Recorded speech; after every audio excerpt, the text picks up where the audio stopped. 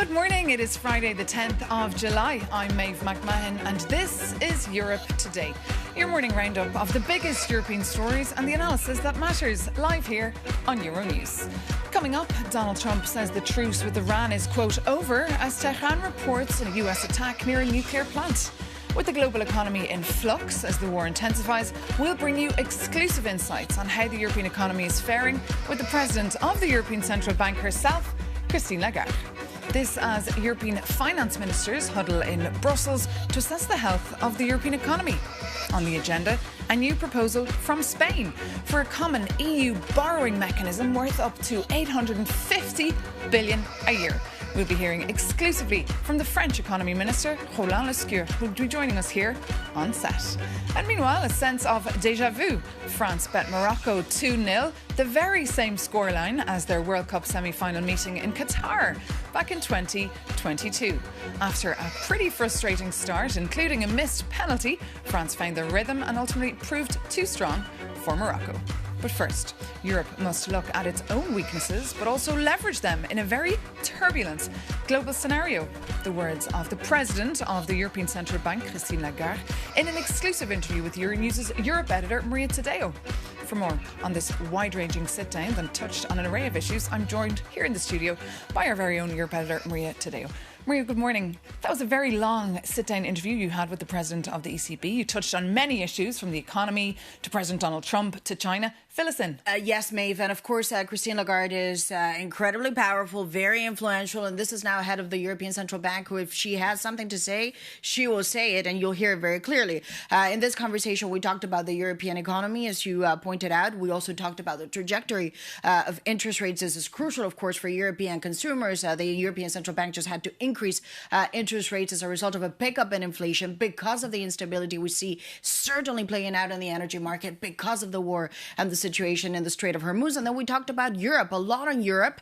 She said by now the Europeans have recognized some of their weaknesses and they have to reform and they have to address those issues. She's a real champion of the Capital Markets Union, suggesting that the fact that we have billions of euros that will leave Europe to go and be invested in the U.S. is a total anomaly, and this money should stay here. So the Capital Markets Union continues to be her priority. And then we also talked about this idea of a European safe asset. Obviously, this is a very technical debate. If you're an EU nerd, and here we are, but you know, this is really fundamentally a question about creating a sort of, instrument, a tool that would see the Europeans borrow together to fund and pay for common projects for key issues, including defense, but that also could create a sort of bond market that could rival the U.S. Treasuries. And I asked her this question because this is very much in the zeitgeist, because the Spanish have picked up on a proposal initially by Mario Draghi, now saying they would like to see about 150 billion euros a year of this funding. They argue that in the end, there is a case that it could be cheaper if you reduce interest rates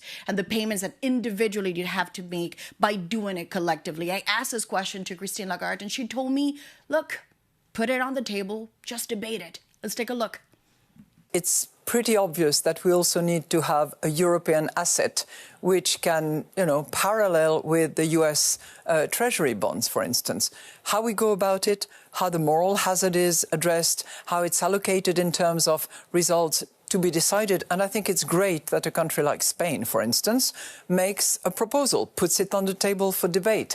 And it's now for the others to say, OK, we like this part, we don't like this, we can address it. So when you hear these numbers, 800 billion euros, Mario Draghi echoed that. The Spanish seem to be putting that on the table. The French president has said, in his view, there are no taboos. That doesn't scare you. When you hear 800 billion euros, this kind of money. Remember what we did for COVID.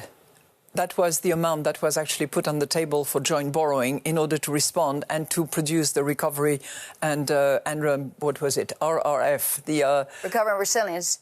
Yeah, Recovery and Resilience Fund. That was roughly the amount. And the Commission went to market. We helped in the process because we act as an agent in that respect, and it was widely, broadly subscribed, oversubscribed. So I'm not saying that this is the amount. I'm just saying that to go with the capital market, you need depth, you need liquidity, and you need to entice the savings of Europe onto that market. And that is, of course, ahead of the European Central Bank. And Maeve, this is a very hot topic in Brussels. And as you know, the question of joint debt is, in essence, very, very political in Europe. It is interesting, however, that she is saying, let's debate it on merit. You'd have countries like Germany, the Dutch too, who'd say, absolutely not. We've said we would not agree. That was a one-off. We do not want this to become a constant, but the debate is certainly now out there. And then the other point, just briefly, we spoke about China. The Europeans have said now, they've set out this deadline in October, we need to see a rebalancing in the trade relationship between the Chinese and the Europeans. They have posted a massive trade surplus last year, the Chinese, and the European deficit keeps getting bigger. I asked her what happens if in October there's no deal. This is a difficult deadline because it could potentially lead to a form of retaliation. And she told me there now needs to be a serious, quote, conversation among adults when it comes to the subsidies, when it comes to the prices, when it comes to some of the practices, almost sector by sector with the Chinese, because they talk, but now they need to really walk the talk when it comes to a relationship that works for both.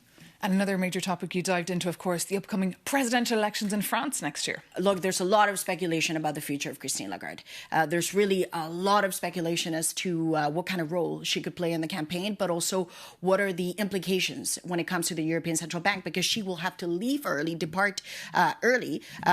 In theory, her term will end in the fall of 2027, but of course the French election will happen in the spring. I asked her this question. Some would like to see you being that European voice, and she told me she's not a candidate for anything, certainly not for the time being, but she's monitoring this election because she believes it's fundamental for France, but also Europe. Let's take a look. As a French, I have my own views. I keep them to myself. But what I very much hope is that the democratic process will continue. You know, in politics, the next, 8 months is eternity. So many things can happen. We will be monitoring. We will be looking at the risk level. We will be looking at all that carefully. And we hope that reason will always prevail and that France will appreciate, whoever is the leader for France, that it is one key member of Europe and that Europe is the only playground within which member states, nations, even France, can actually play a significant role. I'm not a candidate for anything, but I'm very keen that Europe is protected, that Europe is the framework within which member states operate, including France. I'm not a candidate, but I am very keen. And Maeve, just briefly on this point, there's a lot of speculation also here in Brussels because, let's say, if Lagarde does leave the European Central Bank earlier, there could be a question because this was a package deal. She was put at the European Central Bank. Ursula von der Leyen of Germany was obviously named head of the European Commission, but this was a package. If the head of the ECB leaves, would that have a knock-on effect on the Commission? That is a serious question because it created a perfect balance between Germany and France. That could potentially change. So, of course, in Brussels, everyone monitors the future of Ursula von der Leyen. Some would argue it is connected in some ways with the future of Christine Lagarde, too. OK, Maria Seo, thank you so much for that. And of course, you can catch that full interview with the ECB President, Christine Lagarde. It'll be broadcast straight after Europe Today, so stay tuned for that. But now, for another view, coming up, we'll be joined by Roland Lescure, the French economics and finance minister, an economist by trade and a very close ally of the French President, Emmanuel Macron. Minister Lescure previously served as industry minister and chaired the National Assembly's Economic Affairs Committee. He's in Brussels today for talks with finance ministers from all across the bloc. So we're thrilled to have you here in the studio to give us a little insight into what's going on in that meeting before you head over. I imagine the impact the war in Iran and the Middle East is having on our economy here is kind of overshadowing the talks today. Are you preparing for a potential recession? Well, we're not there yet. Both France and, in a way, the European economies have proven quite resilient. As you know, we're not exposed directly to the crisis in the sense that there was no volume issue. We still got oil, we still got gas, we still got fertilizers. But the fact that some of the oil that was flowing is not flowing anymore to Asia has risen the prices.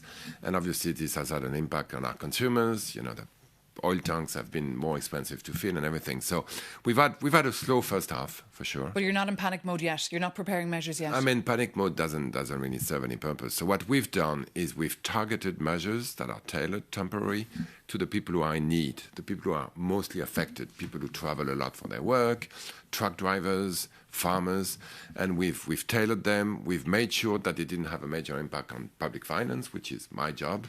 And so far, so good. I think the economy has been resilient. But we need a recovery. I think that hopefully the short-term volatility that we've seen over the last couple of days will be over soon, and hopefully will be again taken the route towards more negotiations, more peace, and then a better economy, which is very important. And as you say, we need a recovery. We've seen some interesting proposals by the Spanish government this week. They're proposing a new joint EU debt instrument worth up to 850 billion euros. Carlos Corpo, the Spanish Ministry for the Economy, he's also in Brussels, and he spoke yesterday to our Maria Tadeo. Let's just take a listen to what he had to say, and then I'd love to get your reaction. Spain is actually making a pitch or a proposal to centralize part of the national issuances within the Commission, within a specific facility that can help, without increasing the total level of debt, to reduce fragmentation and therefore reduce costs and integrate further our national markets, our national financial and capital markets. And that would, at the same time, as I said, reduce also costs for our firms. So it's a win-win situation, which we hope to discuss with our colleagues right now. So what's your view from France here? Is it a win-win situation? Would you support this? Well, it's an interesting proposal because, as you know, usually people advocate more common debt on top of national debt. What Carlos Cuerpo is advocating is for some of the national debts to be pooled and then auctioned on the market and then lent back to the countries. So it's an interesting proposal that solves some of the issues that usually debt on top of debt can address. There's one issue that concerns me. I've talked to Carlos about it, and we need to study it further. It's the moral hazard. You know, the fact that if one country transfers the debt to the whole community, that might be an incentive for that country to take more debt. So we'll have to see. But one thing is for sure. We need euro to be even stronger, even deeper, and more liquid than it is today.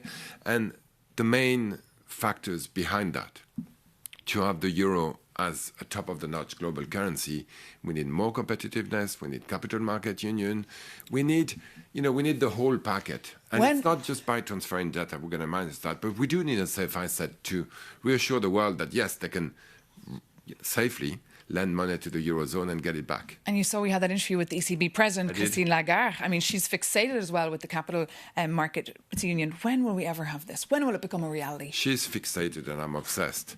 I think you're Irish, right? Yes. We have a great Irish presidency started yesterday for the ECOFIN. It starts today, actually. And I believe I had talked with Simon Harris, who's not chairing the ECOFIN Council. He's really willing to nip it in the bud between now and the end of the year.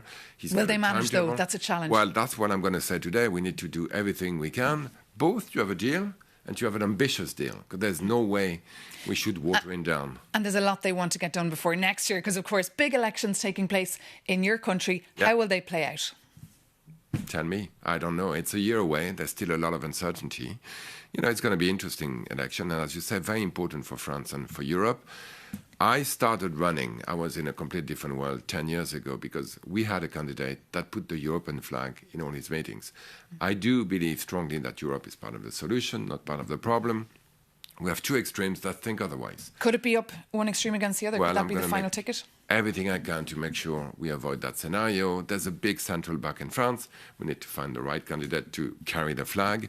But I'm convinced that the absolute majority of French people want progress, want order, want unity, and we just have to make sure we convince them that there's the right person to carry that flag.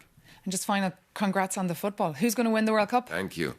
Well, if I didn't tell you, France should be disappointed, right? I think we have a great team, but, you know, soccer, football is such that anything can happen between now and We're keeping a close eye on it. Minister, thank you so much. Allez les bleus. Thank you so much for coming into us today. And another topic on the table at that meeting is crypto. The European Commission has launched a consultation until the end of September in an effort to come up with new, better rules. For more on what all that means, here's our Jakob Janis. If you are a crypto investor, you might know that the EU just built a massive financial fortress to tame the wild part of the markets. Brussels wanted to replace a chaotic patchwork of 27 national rules with one strict system. But here goes the surprise. The brand new rulebook might already be obsolete. Look, the entire crypto topic might be a bit complex, so your reporter will do his best to safely walk you through it. Ready? On 1st of July, the EU's landmark crypto rules took full effect. And the execution was a total bust for crypto firms, especially the foreign ones. Fewer than 1 in 5 of Europe's 1,200 registered crypto companies secured a license. and those who did not had to shut down. But the aim wasn't to regulate for the sake of regulating. Brussels wanted to stop crypto scams and protect everyday investors. And big brands like Coinbase cleared the bar, but giants like Binance got kicked out. And while Brussels was working its domestic markets, Washington rewrote the rules. Last summer, Donald Trump signed the Genius Act to back stablecoins. And if you are a bit unsure what they are, I'm here to help. They are digital currencies designed to be safe, by pegging their value to the US dollar. Like for like, but digital. And stablecoins are not a small business. 95% of these tokens are tied to American currency. And Trump is using this technology to expand American financial power. After all, money is power. But here goes the plot twist. According to Euronews exclusive report, the new EU rules fail to regulate companies outside Europe, so foreign companies can bypass them. And EU diplomats already admit the rules must be changed next year to better address how tokens created outside the EU are regulated. Look, I know it all sounds a bit complex, but it's worth knowing what all this crypto fuss is about. And you know, if you want to keep your money under the bed, to me it's fine. I won't judge you. And now moving on to another big story here in Brussels. The European Commission has proposed banning trade with Israeli settlements as part of a so-called options paper sent to EU capitals earlier this week. A majority of EU countries had been calling for proposals to restrict trade with the settlements in response to the deteriorating situation in the occupied West Bank. For more, I'm joined here in the studio by our correspondent, Mered Gwynn. Thanks for joining us. Good morning, Maeve. Just remind us, perhaps, why there's been increasing pressure on Brussels to restrict trade with Israeli settlements. Well, yes, Maeve, the political pressure has been increasing in recent months, particularly because of the deteriorating situation in the West Bank, violence against Palestinians there, and the way the Israeli government has also been expanding these settlements. Settlements which are, of course, considered illegal under international law and by the EU. So calls now on the Commission to really do more to restrict trade with these settlements. This is different to the calls to ban trade with Israel, to suspend parts of the EU's trade deal with Israel, calls that have been existing as well. We've heard plenty about them on the show, of course. This is about the settlements. So the Commission finally coming forth with a proposal on Wednesday outlining potential concrete options. We first reported this on Euronews yesterday, and essentially there are three things on the table now. First would be to oblige companies in settlements to acquire special exporting licenses. Secondly, to place more punitive tariffs on these products to make it more difficult for them to be imported into the EU. And finally, and crucially, Maeve, a proposal for a full or partial ban, which is what many governments have been pushing for months now. This will be discussed by EU ambassadors here in Brussels when they gather for closed-door discussions today, and then, of course, by foreign ministers when they're here in Brussels next Monday. And the big question everyone's wondering, how likely is it that this will pass? Well, this is where it gets tricky, Maeve, because on paper, any trade measures in the EU should be approved by 15 member states, representing 65% of the EU population. But the Commission has suggested in this options paper that, in fact, this is a foreign policy tool and needs the unanimous backing of all member states, which is obviously a higher bar, a higher threshold to reach. And many feel that is quite unfeasible because, of course, there are many staunch allies of Israel within the Council. This is feeding into the narrative that the Commission might be delaying or even obstructing a decision. This has been slow coming.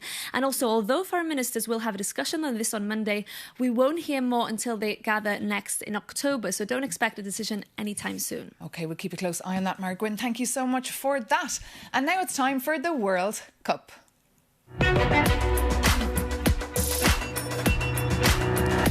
After France booked its ticket for the semi-final last night with a 2-0 victory over Morocco, all eyes will be on Spain against Belgium tonight, who'll go face-to-face at 9 local time. Whoever wins, it's clear now that at least one European team will make it to the big final.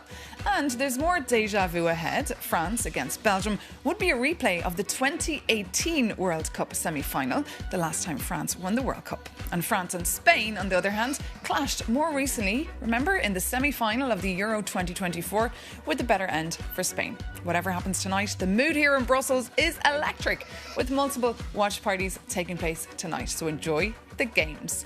But that does bring this edition of Europe Today to an end. Thank you so much for your company. As always, take care and see you soon on Euronews.